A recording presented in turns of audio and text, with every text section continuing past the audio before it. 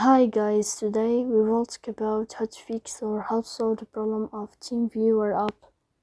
We click on settings.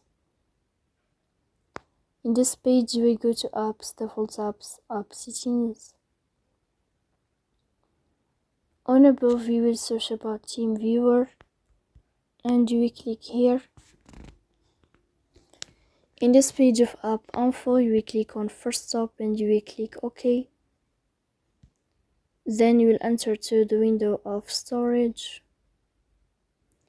Here you will click on clear cache, but pay attention, don't click clear data because that can delete your account.